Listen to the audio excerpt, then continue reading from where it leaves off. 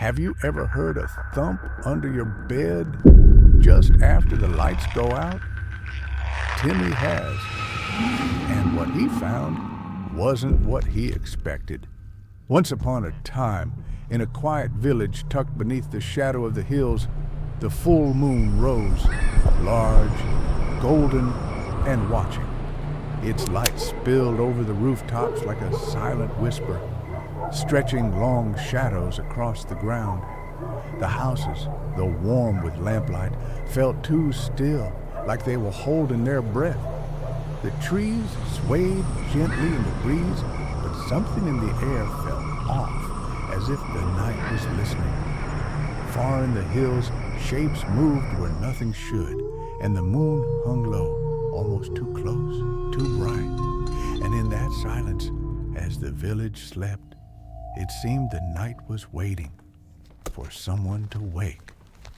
Every night, 5-year-old Timmy avoided stepping too close to the edge of his bed. He knew what lived under there. His parents didn't believe him, of course. Just your imagination, they'd say. But Timmy had heard the breathing.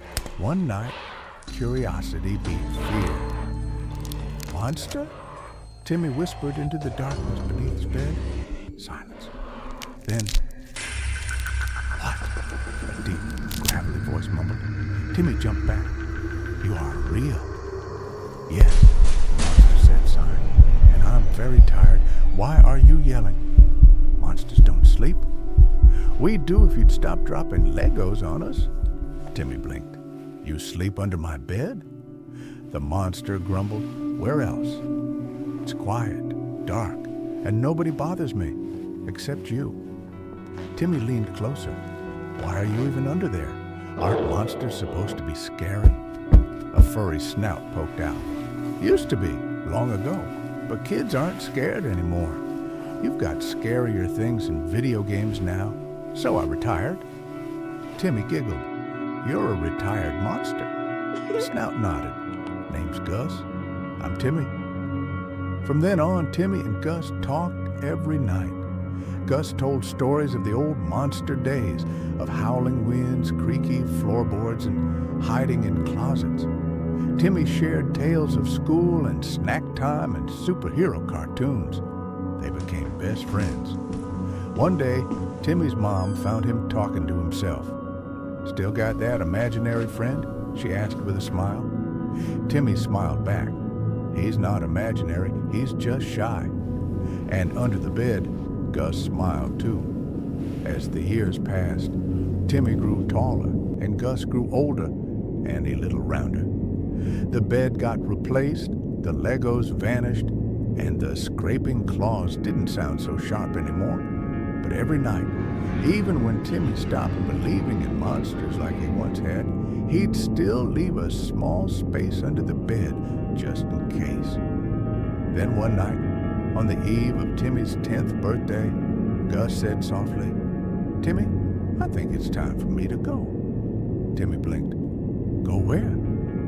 Where old monsters go when their kid doesn't need them anymore. Somewhere quiet, peaceful, where no one steps on you by accident. Timmy's eyes watered. But I'll miss you.